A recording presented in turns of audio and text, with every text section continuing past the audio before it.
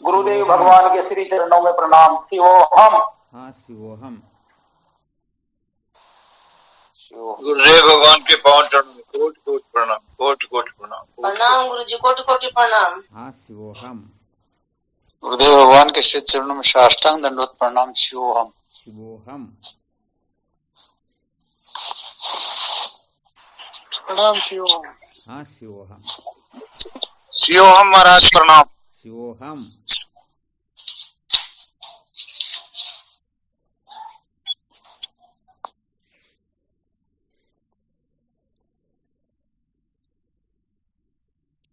क्या विषय चल रहा था अपना?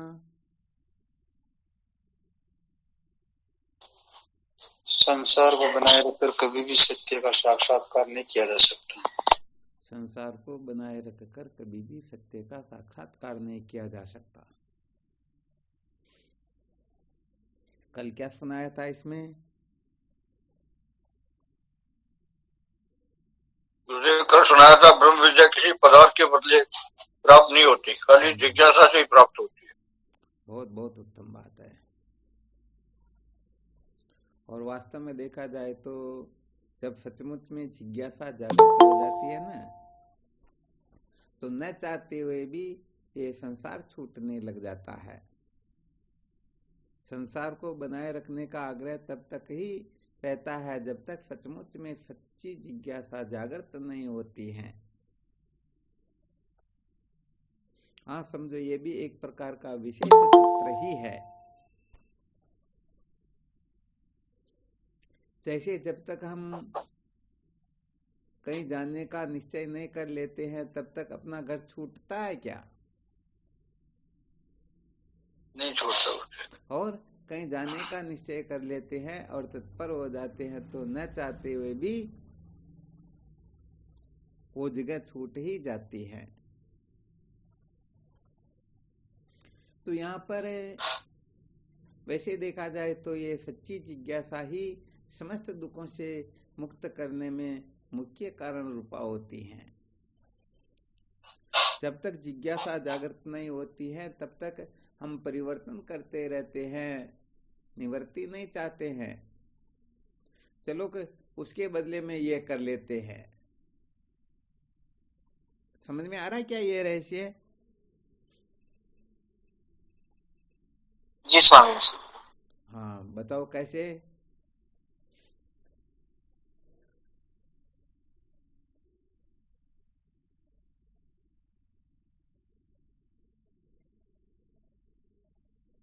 जैसे पहले निषिद्ध कर्म आदि करते थे और अब कुछ समझ आ गए तो विहित कर्म करने लग गए।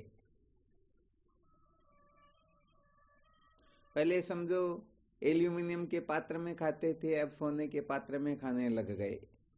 पहले पैदल चलते थे, अब बड़ी बड़ी गाड़ियां खरीद ली।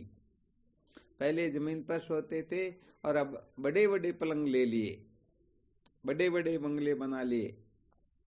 तो ये परिवर्तन ही तो हुआ। पहले लगता था कि भाई इससे सचमुच में सुख नहीं मिलता है, सुखी होने का कोई साधन और है, तो हमने उनको छोड़ करके इनको पकड़ लिया। तो क्या सचमुच में इनके द्वारा जीव सदा सदा के लिए निर्भय हो सकता है? भी नहीं हो सकता। हाँ, ये तो सारे के सारे पेट भरने के लिए होते हैं। वास्तव में जो सचमुच में जिज्ञासु जो होता है ना, वह केवल और केवल मात्र मृत्यु पर विजय कैसे प्राप्त की जा सकती है, मृत्यु से कैसे छुटकारा प्राप्त किया जाता है, हम अपने जीवन को कैसे सार्थक कर सकते हैं, इन्हीं जगह पर उनका अधिक चिंतन मनन चलता है। तो जब तक मृत्यु से हम सदा सदा के लिए छुटकारे के लिए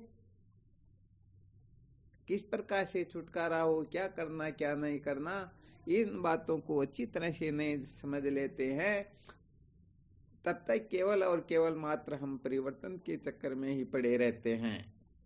सोचते हैं कि अभी तो सरकारी नौकरी नहीं मिली है, मिल जाए तो आनंद आ जाए, भले ही चपरासी क्यों न हो, परंतु चपरासी का पद मिलने के पश्चात फिर आगे की हो जाती ना इच्छा।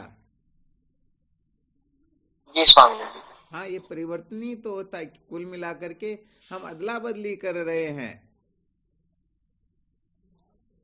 तो यहाँ साधक जिज्ञासु जो होता है, हाँ, इनका थोड़ा संकेत समझ लेना कि ऐसा नहीं कह रहे कि अपने को आगे बढ़ने की चेष्टा नहीं करनी है। ये तो केवल मात्र दृष्टांत दिया जा रहा है। यहाँ केवल और केवल मात्र समझ इस प्रकार की होती है कि जिनको तहसीलदार का पद मिला हुआ है उनको ही सचमुच में सुख नहीं मिला, तो जो इंस्पेक्टर है, गिरदावल है, उनको सुख कैसे मिल जाएगा। परंतु चपरासी चाहता कि नहीं नहीं, मैं तो पटवारी बन जाऊं या गिरदावल बन जाऊं, इंस्पेक्टर बन जाऊं, नायब तहसीलदार बन जाऊं, तहसीलदार बन जाऊं। तो कुल मिलाकर के ऐसा ही होता ना। जी स्वामी जी। तो यहाँ पर कुल मिलाकर के अदला बदली जो चाहते हैं उनको अच्छी तरह से मंथन करके देख लेना चाहिए। हम जिसको पाना चाहते हैं उनको इस संसार में किसी ने प्राप्त कर रखा है अथवा नहीं। यदि किसी को प्राप्त नहीं है तो हमें कहां से हो जाएगा? हो जाएगा क्या? नहीं हो सकता स्वामी। और यदि किसी को प्राप्त है तो उनको भी तो देख लो ना कि भाई सचमुच में वह सुखी है या नहीं है।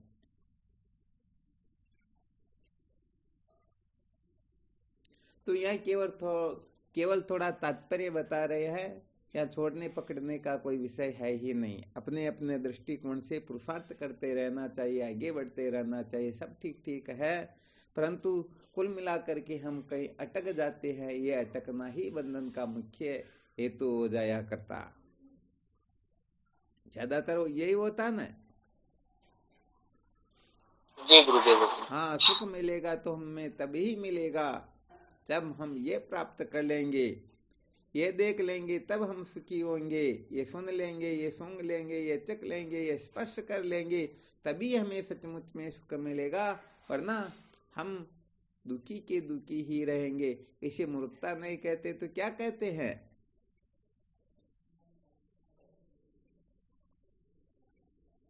मूर्खता ही कहते हैं महाराज। हाँ, बिल्कुल सत्य बात। हालांकि ये नहीं कह रहे कि आप प्राप्त करने का सपना छोड़ दो, सब कुछ करते रहो, परंतु इसके प्राप्त किए बिना मैं सुखी नहीं हो सकता हूँ।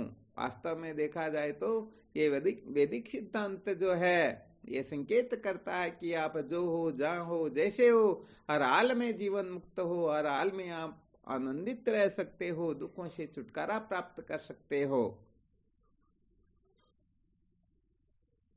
वास्तव में जब हम आनंद स्वरूप है तो बताओ,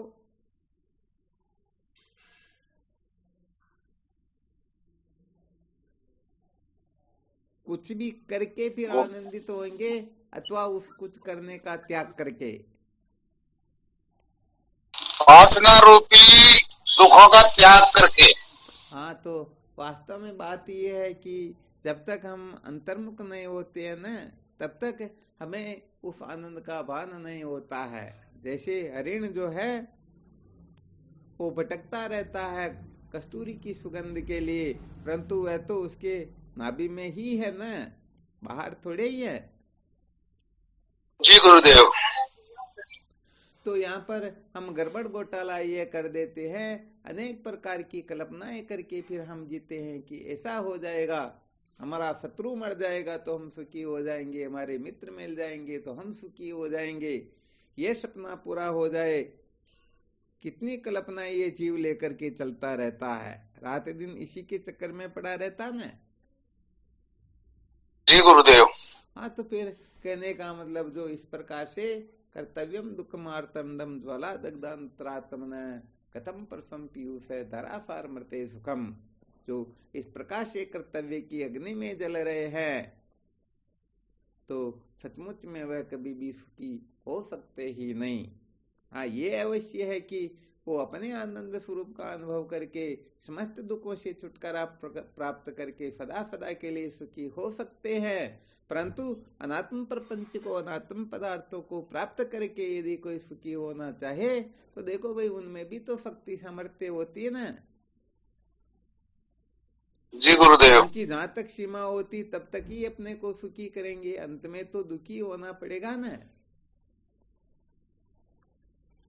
तो सच्चा जो साधक होता है, सच्चा जो जिज्ञासु होता है, वह कहने का मतलब ये थोड़ी देर का जो सुख होता है ना, वो उसको इष्ट नहीं होता है कि चलो थोड़ी देर के लिए मजा मिल जाएगा तो ऐसा कर लेते हैं, वैसा कर लेते हैं। ऐसी बेवकूफी सचमुच में जो सच्चा साधक होता है वह नहीं करता है। आ गया समझ में? जी गुरुदेव। हाँ, तो सचमुच में जो उत्तम साधक जो होते हैं वो सदा सदा के लिए समस्त दुखों से छुटकारा प्राप्त करने की ही चेष्टा करते हैं। और वैसे देखा जाए तो वेदांत का जो जिज्ञासु होता है वो समस्त दुखों से ही छुटकारा नहीं चाहता, बल्कि समस्त दुखों की मूल को ही उखाड़ कर फेंकना चाहता है। क्योंकि जब तक वो मूल रहेगी तब तक दुखों का नाश होने वाला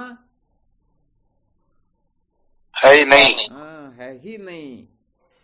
इसलिए अच्छी तरह से समझना चाहिए कि दुखों की मूल क्या है, उस मूल को कैसे मिटाया जाता है, क्या करना होता है, क्या नहीं करना होता है। ये बात जब साधक अच्छी तरह से समझ लेते हैं तो निश्चित रूप से संसार को बनाए रखने का जो आग्रह है वह आग्रह सचमुच में उनका शांत होने लग जाता है।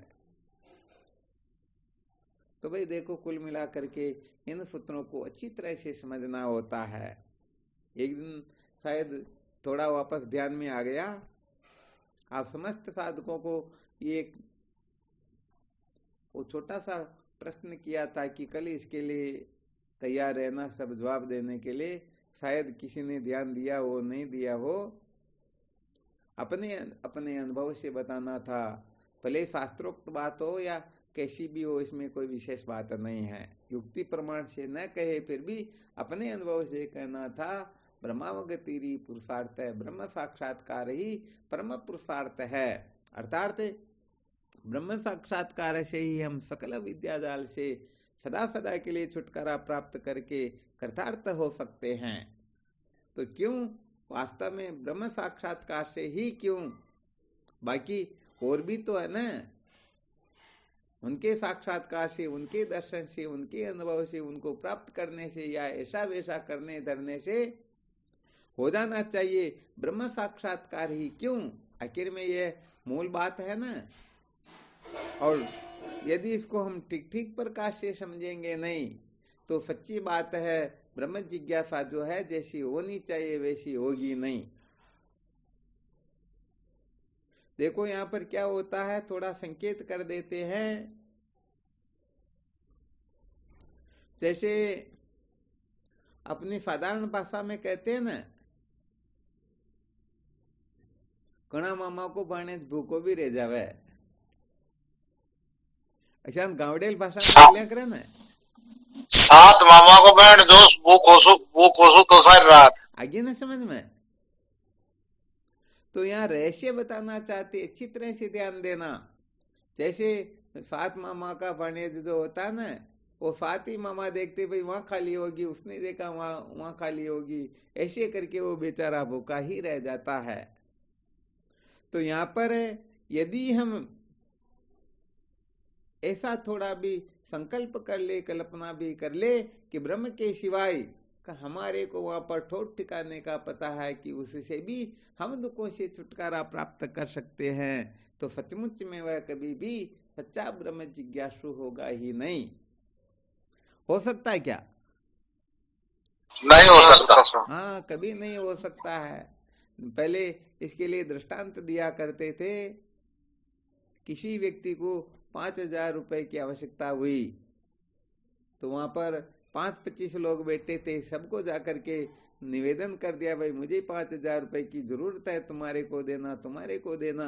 ऐसे समझो 5-15 व्यक्तियों को कह दिया, तो उसको कोई पैसे देंगे क्या? नहीं देगा। हाँ, सवाल ही नहीं। वो तो देखेगा भाई उसने दे दिया, वो देखेगा उसने दे दिया। तो यहाँ पर थोड़ी बहुत भी यदि कोई गड़बड़ करेगा तो क्या हो जाएगा, बात बिगड़ जाएगी ना, पतन हो जाएगा। हाँ, यहाँ पर श्रुति माता का संकेत है, तमेव विदित्वाति मृत्युमेति नान्य पंथा विद्यते अयनाय। अर्थात मोक्ष प्राप्त करने के लिए आत्मज्ञान के सिवाय और कोई रास्ता है ही नहीं। जैसे समझो हम किसी बंगले में बैठे हुए हैं, वहां से बाहर निकलना अत्यंत आवश्यक है, परंतु उसके केवल एक ही गेट है, एक ही दरवाजा है, और कोई निकलने का साधन ही नहीं है। तो क्या होता है कि गेट के ऊपर समझो कोई शेर बैठा हुआ हो या 5-15 डाकू तैयार खड़े हो।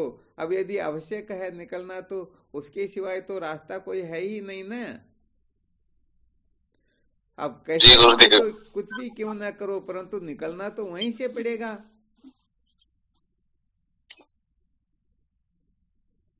या कोई विकल्प हो सकता है क्या? और क्या विकल्प होगा महाराज? वहां से निकलना पड़ेगा, सामना करना पड़ेगा। ये तो पक्की बात। हम जहाँ रहते हैं वहां 1-2 दुकान ही हो ना, तो वो एक दुकान वाले की परवाह ही नहीं करेगा कि तेरे जैसे बहुत देखे मैंने, तू नहीं देगा तो मैं उसी सामान लेके आ जाऊंगा। और यदि गांव में एक ही दुकान हो तो काम, यदि बीमारी का इलाज करने वाला एक ही डॉक्टर हो तो मुश्किल है, उसके पास ही जाना पड़ेगा। 5-15 डॉक्टर हो तो फिर यदि कोई नाटक करे तो उनको कह सकते नहीं नहीं तेरे जैसे हमने बहुत देख रखे, हम उनसे इलाज करवा लेंगे। परंतु एक ही डॉक्टर हो तो फिर डॉक्टर कहे वही करना होगा या अपनी नाटकबाजी चलेगी? डॉक्टर कहे वही करना होगा, वही करना होगा ना।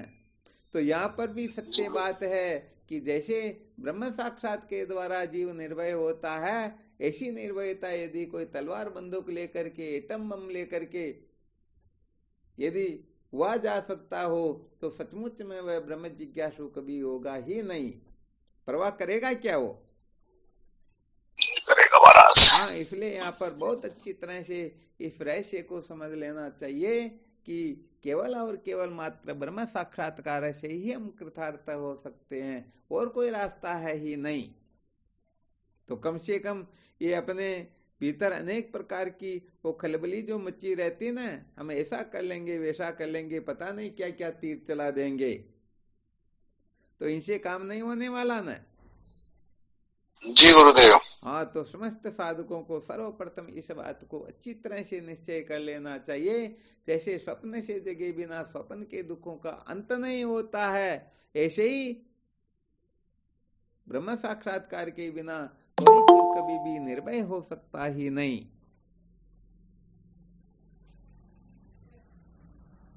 तो बताओ यहाँ पर बाकी जितनी भी अपनी कल्पना जल्पना है वो सब शांत होने लगेगी या नहीं होने लगेगी? लगेगी महाराज। हाँ, बिल्कुल होने लगेगी। इसलिए सबसे पहले तो इस दुविधा से अपने को अच्छी तरह से निकल जाना चाहिए। ये जितने भी विकल्प है ना, ये सारे के सारे शांत हो जाने चाहिए कि चलो भाई हमको ये नहीं मिला तो वो खा करके भूख बुझा लेंगे, ये करके मिटा लेंगे, वो करके मिटा लेंगे। ऐसे यदि एक से अधिक विकल्प है, अधिक हो तो बात ही अलग है, वो तो खैर इस तरफ प्रवृत्ति ही नहीं होंगे, परंतु अणु मात्र भी उनके सिवाय किसी से सुख शांति मिलती है, ऐसा यदि किसी के हृदय में, उनके अंतःकरण में थोड़ा बहुत भी संकल्प बैठा हुआ है तो सचमुच में वह ब्रह्म जिज्ञासु हो नहीं सकेगा। अरे भाई, पिताजी ने थप्पड़ रख दी गलती करने के लिए और दादाजी है तो फिर वो गलती सुधारेगा क्या? गलती सुधारेगा काम ही नहीं है। यदि वो डांटेंगे तो उनके पास चले जाएंगे, वो डांटेंगे तो उनके पास चले जाएंगे। और यदि कोई आश्रय देने वाला नहीं है तो फिर निश्चित रूप से गलती करने का त्याग करना पड़ेगा या नहीं करना पड़ेगा? करना पड़ेगा महाराज। हाँ, इसलिए यहाँ पर थोड़ा तुलनात्मक अध्ययन कर लीजिए कि हम सचमुच में संसार के पदार्थों के समान कहीं ब्रह्म को तो समझ कर न बैठे हैं, ज्ञान को तो समझ कर नहीं बैठे हैं।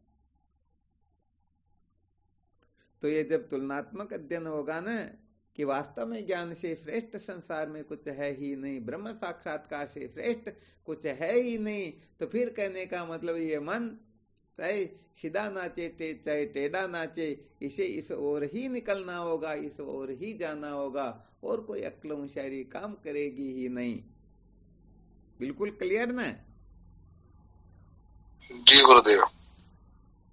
तो यहाँ पर तो कहने का मतलब लोग सुखी होना चाहते हैं तो शब्द से नहीं तो स्पर्श से, इससे नहीं तो रूप से, रस से, गंध से, किसी भी प्रकार से सुखी होने की कल्पना करते हैं। तो एक नहीं, दो नहीं, तीन नहीं, 4 विषय भी रूठ जाए तो क्या फर्क पड़ता है, 5वां विषय तो है ना।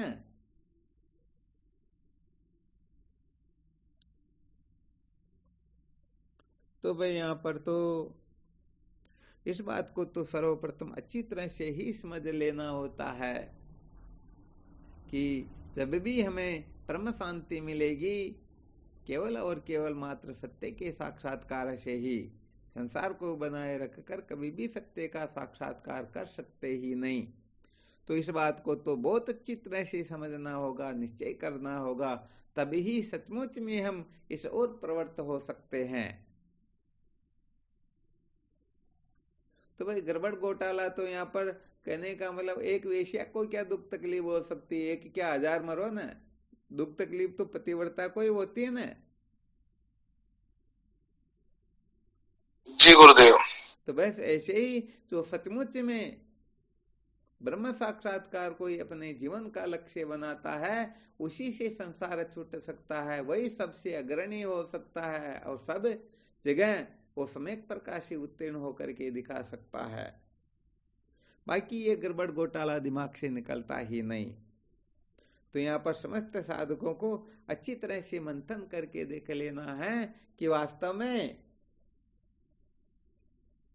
और कोई विकल्प अपने भीतर बैठा हुआ तो नहीं है, कहीं थोड़ी बहुत अहमता ममता सत्यत्व बुद्धि तो नहीं है। हाँ, थोड़ी बहुत भी सुखी होने की जो कल्पना होती है ना, वो बहुत ज्यादा भटका देती है। इसलिए सबसे पहले तो इस विकल्प को अच्छी तरह से निर्मूल कर लेना चाहिए। यहाँ पर संशय रहित अपने को समझ आ जाना चाहिए, किसी प्रकार का संशय रहे ही नहीं।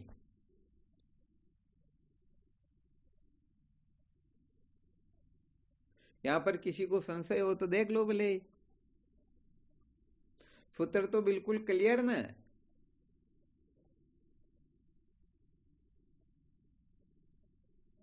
क्लियर से महाराज बड़ा लागू भी तो है। हाँ चलो, फिर भी अपन को क्लियर तो कर लेना चाहिए ना। जब आवश्यकता होगी जीवन में तब देख लेंगे, परंतु कम से कम सत्य को स्वीकार करने की ताकत तो होनी चाहिए ना। हाँ तो गुरुजी पूरी पड़ी। हाँ बस धन्यवाद। ये भी है तो समझो वास्तव में बात कुछ और हो जाएगी। बस जब ये अच्छी तरह से समझ में आ जाए तो फिर इस जगह पर अपने को मंथन शुरू कर देना है कि ब्रह्म से श्रेष्ठ ब्रह्म साक्षात्कार से और ऊंची कोई बात होती ही नहीं। तो हम सचमुच में इस रहस्य को ऐसा समझ रहे हैं या नहीं समझ रहे हैं। वो एक पहले दृष्टांत बताया ना,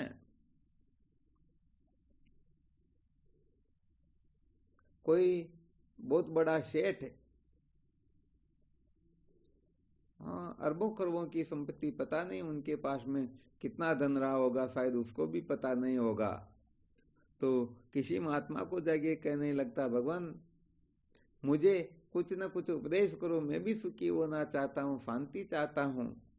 आप तो बड़े अलमस्त रहते हो, आपको कोई दुख तकलीफ ही नहीं है, सदा आनंद में रहते हो, मेरे पर भी कृपा करो कि मेरे को ऐसी मस्ती, ऐसा आनंद प्राप्त हो जाए। महात्मा कहते, बेटे ये तो हमारे पूरे जीवन भर की पूंजी है, तुम ऐसा काम करो, तुम यदि सचमुच में सुखी होना चाहते हो तो हम हमारे जीवन भर की पूंजी तुम्हें दे देते हैं और तुम तुम्हारे जीवन भर की पूंजी हमें दे दो, अपन पूंजी की अदला बदली कर लेते हैं। क्या कहा? पूंजी की अदला बदली कर लेते हैं। हमारी भी तो ये जीवन भर की पूंजी है ना, तो पूंजी की अदला बदली कर लेते हैं। सत्य बात है, तुम सदा सदा के लिए सुखी हो जाओगे। तो जैसे ये सुना ना तो सेठ जी हैं करने लग गए। तो ऐसे हैं करने वालों को कभी सत्य का साक्षात्कार होता है क्या? नहीं होता महाराज। नहीं होता ना, बात यही है। तो विचार करके देखो, जो लौकिक धन की बराबर भी ब्रह्म विद्या को नहीं समझते हैं, क्या ब्रह्म विद्या उनके हृदय में कभी प्रतिष्ठित हो सकती है क्या? नहीं हो सकती महाराज। हाँ, ये थोड़ा विशेष रूप से रहस्य समझना होता, साधक यहाँ बहुत बड़ी गड़बड़ियां करते हैं। कहने का मतलब ब्रह्म विद्या को छोटी छोटी वस्तुओं के बराबर भी नहीं समझते हैं और फिर चाहते हैं कि हमारे को इतना टाइम हो गया, इतना करे, ऐसा करे, वैसा करे, फिर भी ज्ञान नहीं हो रहा है। क्यों नहीं हो रहा है?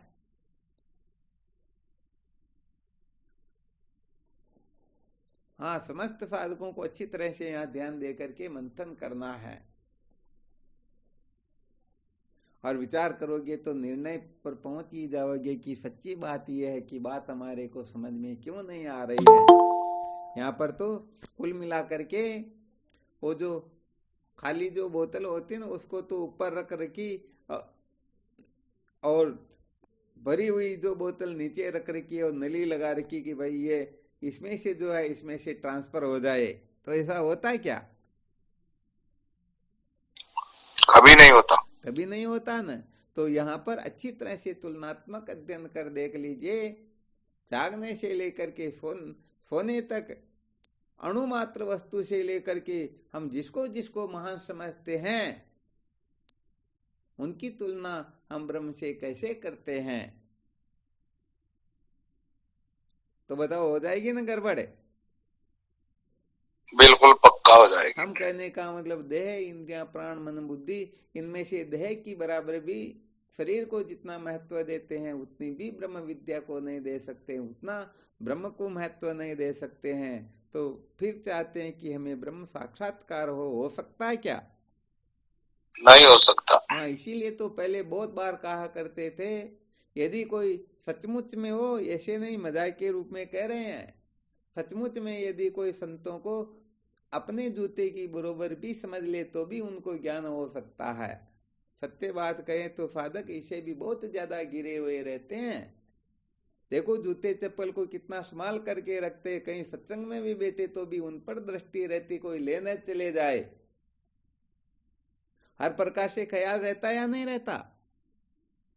जी गुरुदेव, रहता है। हाँ, तो सच्ची बात ये होती तो कहने का मतलब इन्हीं छोटी वस्तु की बरोबर भी उनको नहीं समझ सकते हैं। तो फिर कहने का मतलब नाते, रिश्ते, धन आदि पदार्थ और फिर अपना शरीर, फिर अपनी इंद्रियां, मन, बुद्धि, इनके बरोबर समझना तो बहुत ऊंची बात होती है।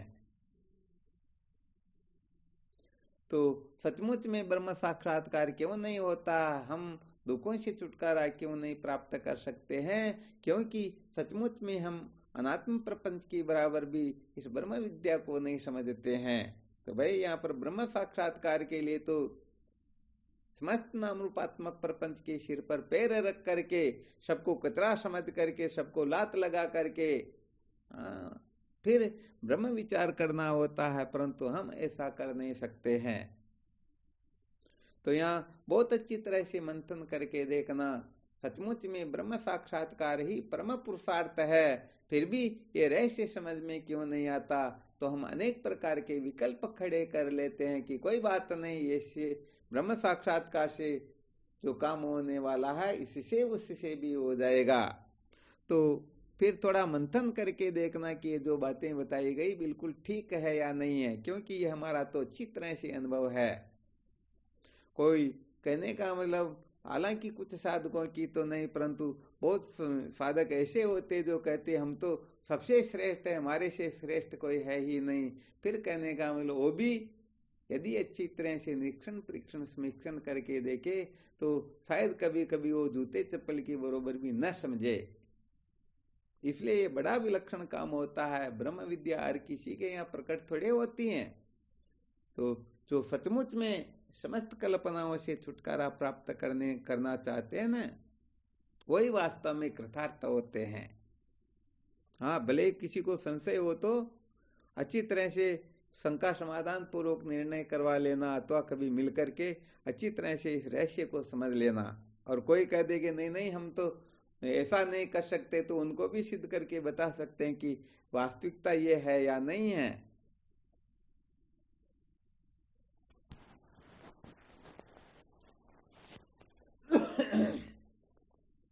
तो चलो उसी प्रश्न पर फिर आ जाते हैं। ब्रह्म साक्षात्कार ही परम पुरुषार्थ है।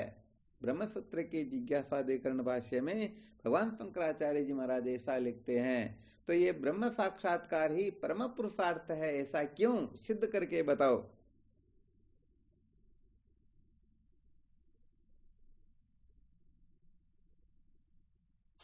सब दुखों की निवृत्ति परमानंद की पार प्राप्ति, यही तो सुख है, नहीं तो है ही नहीं साहब। बहुत बहुत धन्यवाद। सर्व दुखों की निवृत्ति और परमानंद की प्राप्ति ब्रह्म साक्षात्कार से ही होती है, तय ब्रह्म साक्षात्कार परम पुरुषार्थ है। चलो, बहुत अच्छी बात है, मोतीलाल जी महाराज ने ये बताया। और भी कोई साधक अपने अनुभव से, हाँ, ये जरूरी नहीं है कि कोई शास्त्र का ही वाक्य हो, अपने अनुभव से कुछ भी सूत्र बता सकते हैं।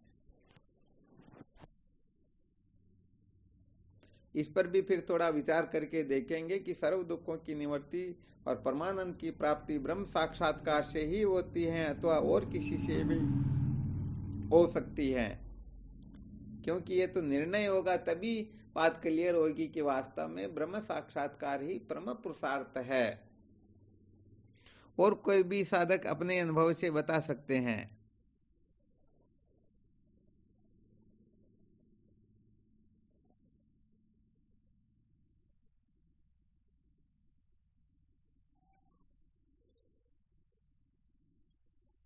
मोतीलाल जी ने जो बता दिया, उसका रिवीजन नहीं करना। हाँ, ऐसा कोई भी सूत्र बता सकते हैं, संकेत कर सकते हैं, जिससे सिद्ध हो जाए कि वास्तव में ब्रह्म साक्षात्कार से ही हम सचमुच में निर्भय हो सकते हैं, सदा सदा के लिए कृतार्थ हो सकते हैं। इसके सिवाय और कोई साधन है ही नहीं।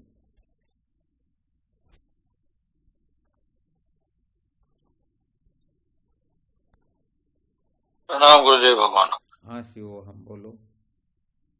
गुरुदेव, जिसको जानने के बाद कुछ भी जानना करना शेष ना रहे, ठीक बात है, कुछ जाना हो जाता है, इसलिए बहुत बहुत धन्यवाद है। मोहनानंद जी महाराज ने संकेत किया, यस्मिन् विज्ञाते सर्वं विज्ञातम भवति, अर्थात जिसको जानने के पश्चात कुछ अनजाना शेष रहता ही नहीं। अश्रुतम श्रुतम अमतम मतम अविज्ञातम विज्ञातम भवति। बहुत बहुत धन्यवाद, बड़ा विलक्षण सूत्र बताया।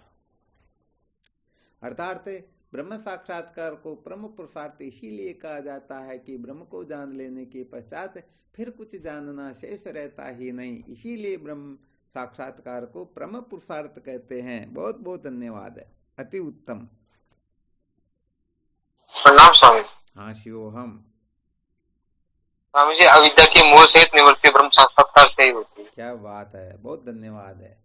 अर्थात ये सारा का सारा जगत जो है ये अविद्या स्वरूप है, ये अविद्या से ही प्रतीत होता है, अविद्या ही इसके मूल में है। जब तक अविद्या की सम्यक प्रकाशी निवृत्ति नहीं हो जाती है, तब तक सचमुच में कोई कृतार्थ हो सकता ही नहीं। और इस अविद्या की मूल सहित जो निवृत्ति है वह ब्रह्म साक्षात्कार से ही हो सकती है, और कोई साधन है ही नहीं। इसीलिए ब्रह्म साक्षात्कार को परम पुरुषार्थ कहते हैं। बहुत धन्यवाद, बहुत अच्छा संकेत किया।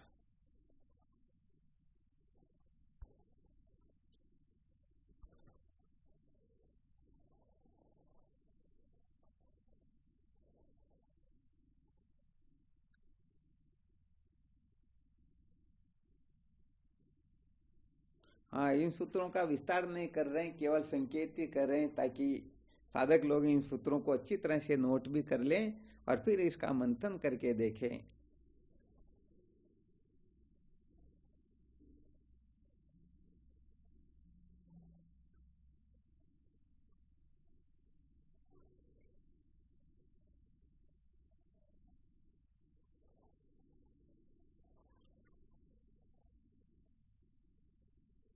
और कोई नहीं बोलेंगे क्या?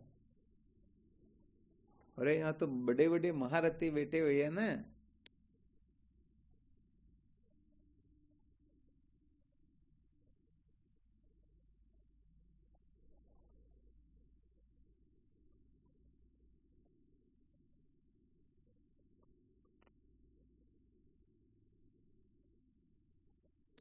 हाँ, आज 3 सूत्र अभी तक आए और तीनों सूत्र कहने का मतलब युक्ति युक्त बताए गए। कहने का मतलब न तो कोई गड़बड़ घोटाला किया और न फालतू का कचरा फैलाया।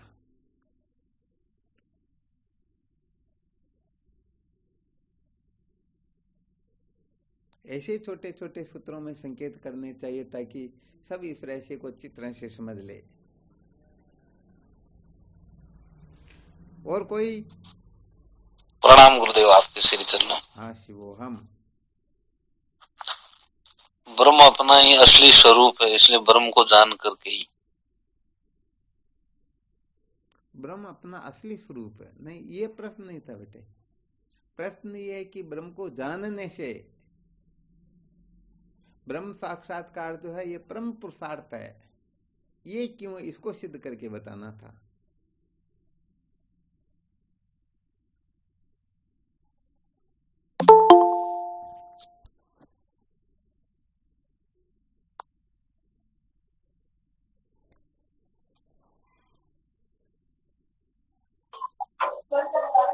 प्रणाम गुरुदेव।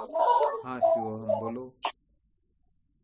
गुरुदेव, कबो न छूटे पिंड दुखों से जिसे ब्रह्म का ज्ञान। कभी न छूटे पीड़ा दुख से जिसे ब्रह्म का ज्ञान नहीं। तो इस पीड़ा का और ब्रह्म का क्या संबंध भाई? जी गुरुदेव, इसको जानने से ये पीड़ा छूट सकती है, वरना नहीं।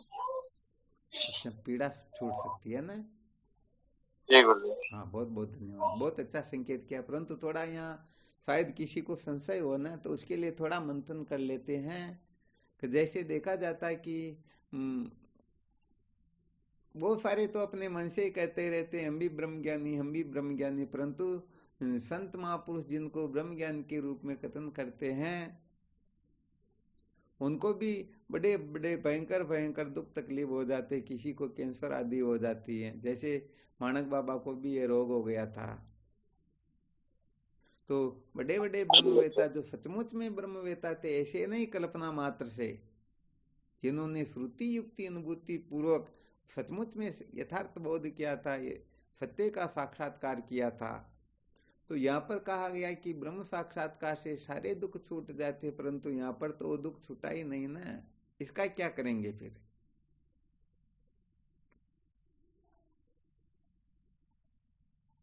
जी गुरुदेव, ये तो देह का धर्म है ना गुरुदेव। अच्छा, देह का धर्म, बहुत अच्छी बात है। परंतु ये तो विवेक की कक्षा में भी बोध हो जाता है कि ये देह का धर्म है, देह दृश्य है, मैं दृष्टा हूं। अच्छा, थोड़ा विचार करके देखो, मैं दृष्टा साक्षी कुटस्थ आदि हूं, इससे ही यदि पीड़ा दुख निवृत्त हो जाए तो फिर ब्रह्म साक्षात्कार की आवश्यकता क्यों होगी? क्योंकि यहाँ पर तो ब्रह्म साक्षात्कार के ऊपर ही जोर दिया जा रहा। हाँ, बाकी के साधकों को भी मंथन करना।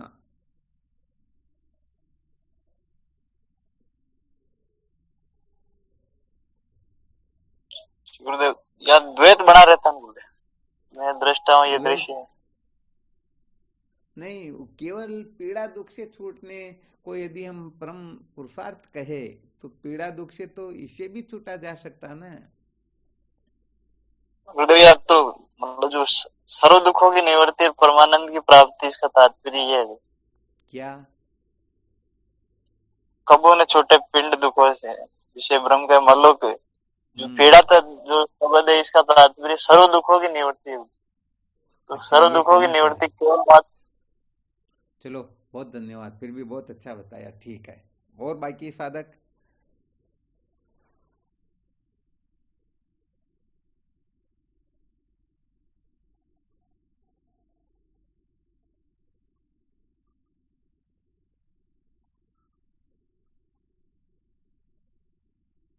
हालांकि ये सूत्र हम जो बता रहे हैं इसमें क्या होता है कि बहुत सारी बातें तो सुनी सुनाई भी होती, थोड़ा ध्यान देना ना, साधकों को थोड़ा सावधान भी करते हैं। वो सुनी सुनाई बातें होती ना, वो केवल ट्रांसफर होती रहती हैं। जैसे वो व्हाट्सएप पर मैसेज होते हैं ना, फॉरवर्ड मैसेज, तो ये आगे से आगे फॉरवर्ड होते रहते, वो उनके द्वारा लिखे हुए नहीं होते हैं। और जो खुद के द्वारा लिखे हुए वो होते, उस पर फॉरवर्ड लिखा हुआ आता है क्या? नहीं आता। हाँ, तो यहाँ पर अपना अनुभव क्या, इसको भी अच्छी तरह से देखना। क्योंकि अभी हम जैसे कह तो रहे हैं, परंतु थोड़ी देर में फिर वही बात हो जाएगी, नहीं नहीं हमारा तो दुख इससे मिटेगा उससे मिटेगा। तो सचमुच में जो अनुभव हो जाए ना, तो वह फिर उसी से हट करके कुछ करेगा ही नहीं। ये तो थोड़ा प्रसंगवश वर्णन कर रहे हैं, फिर भी बहुत धन्यवाद कि चाहे कैसे भी कह रहे हैं, फिर भी चलो कुछ न कुछ तो कह रहे हैं। वैसे देखा जाए तो ये दोए चौपाई जो आते हैं ना, उनमें एक दुआ ऐसा भी आता है, करनी बिनु कथनी कथे ज्ञानी दिन रात, कुकर ज्यों भौंकत फिरे सुनी सुनाई बात। तो उसे कुत्ते की उपाधि दी गई या नहीं दी गई? जी गुरुदेव। वो कहने का मतलब करनी तो कर नहीं सकता, बल्कि वो केवल मात्र सुनी सुनाई बातों को जैसे कुत्ता भौंकता रहता है, वैसे वो इधर उधर जाता रहता है और भौंकता रहता है। तो ऐसे ही कहने का मतलब जिनके जीवन में ऐसा वैसा कुछ नहीं, वो तो केवल सीखी सिखाई बातों को सुन, इधर से सुना उधर से सुना दिया, तो भी यहाँ पर चिंता नहीं करनी है। देखो कुत्ता जो है ना, वो कुल मिला करके वो चोर डाकुओं को भगा नहीं सकता, फिर भी लोगों को तो जगा सकता ना। जी गुरुदेव। हाँ, तो ऐसी चिंता नहीं करनी, ये तो सांसारिक दृष्टि से कही जाती है। यहाँ पर तो यदि खुद का कल्याण नहीं होगा तो भी हो सकता उनसे समझ करके कोई अपना कल्याण तो कर सकता ना। बिल्कुल स्वामी। हाँ, इसलिए कोई बात नहीं है, यदि कोई कुछ भी सूत्र बता रहा, भले सीख सिखाई के कह रहा, फिर भी हो सकता है किसी सच्चे साधक का तो कल्याण हो ही सकता है। इसलिए अपने को किसी की बात को हल्के में नहीं लेना है। और वास्तव में देखा जाए तो जो रहस्य को नहीं समझते हैं वो बात अलग हो जाती है, वरना इस संसार में ऐसी कोई वस्तु है ही नहीं जो हमें ठीक प्रकार का उपदेश न कर रही हो।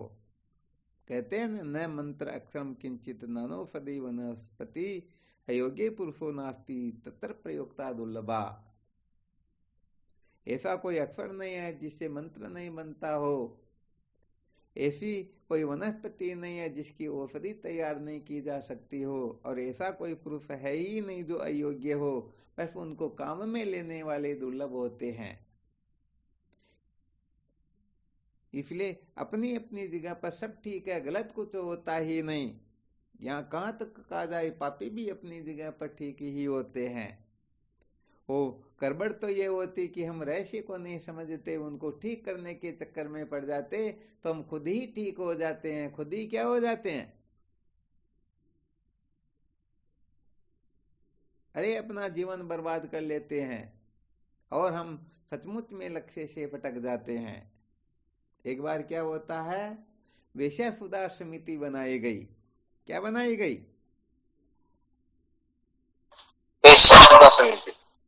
तो उनके अंतर्गत जैसे कुछ भी करना हो तो उसमें 5-25 सदस्य जुड़ करके फिर वो अपने क्षेत्र में जाकर के फिर वहां सुधार करने का बीड़ा उठाते करने लगते हैं। तो विषय सुधार समिति बनाई गई, सबको अपना अपना काम सौंपा गया। उनको जा करके समझाना था कि भाई तुमको ये नहीं करना है, ये चरित्र से पतन करने वाले काम जो है, कहने का मतलब कल्प कल्पांतर तक अपने को भटकाते रहते हैं, तो इस जगह से अपने को थोड़ा ऊपर उठना है। तो जब जा के उनको समझाने लगे ना, तो उन्होंने कहा भाई बात ऐसी है, आप जो कह रहे हम तो तैयार है सब काम को छोड़ने के लिए, परंतु हमारे को खाने पीने की व्यवस्था चाहिए ना, तुम हमारे को पैसे दे दो, हम तो इसी समय इस काम को छोड़ देंगे। अब बताओ कौन कौन किन किन को पैसे देंगे? कोई नहीं दे सकता स्वामी। तो कहने का मतलब गए तो उन वेश्याओं को सुधारने, और खुद ही सुधर करके आ गए, भाई ये काम हमारे से होने वाला है ही नहीं। हाँ, है ही नहीं। तो भाई इसी प्रकार से यहाँ पर भी ऐसा ही हो जाता है। चलो ठीक, और भी कोई संकेत करो किसी भी प्रकार का, किसी साधक को कोई अनुभव हो रहा हो तो।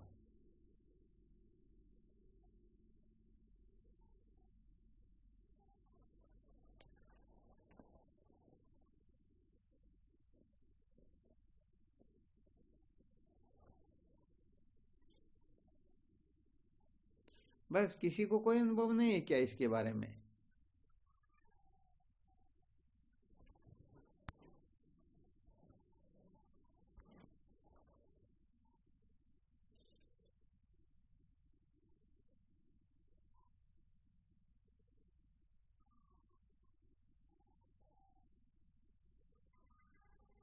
चलो ठीक, किसी को अनुभव नहीं तो भी आज 3-4 साधकों ने, 5 साधकों ने तो अपना कुछ अनुभव प्रकट किया था।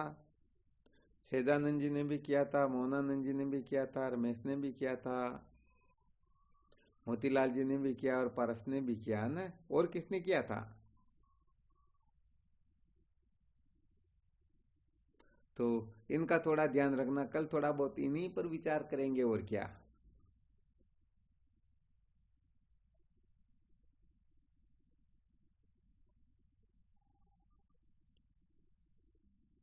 चलो ठीक, फिर करो साधन भजन, है ना। शिवोहम।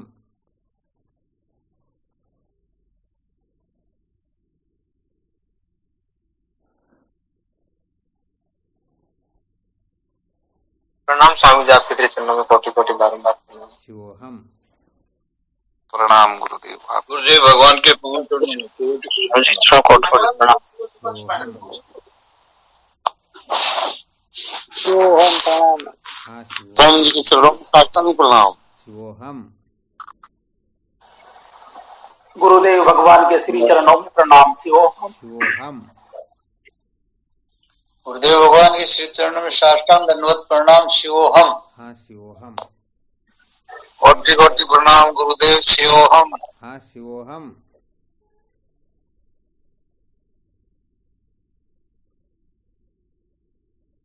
गुरुदेव को प्रणाम। शिवोहम। शिवोहम गुरुदेव। शिवोहम। हाँ शिवोहम। शिवोहम चरण स्पर्श। शिवोहम नारायण।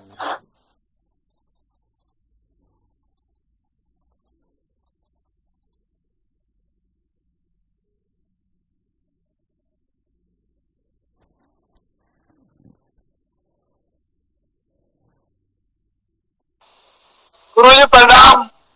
हाँ शिवोहम। प्रणाम गुरुजी।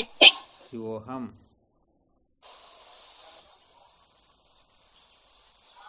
चलो बहुत अच्छी बात है। शिवोहम।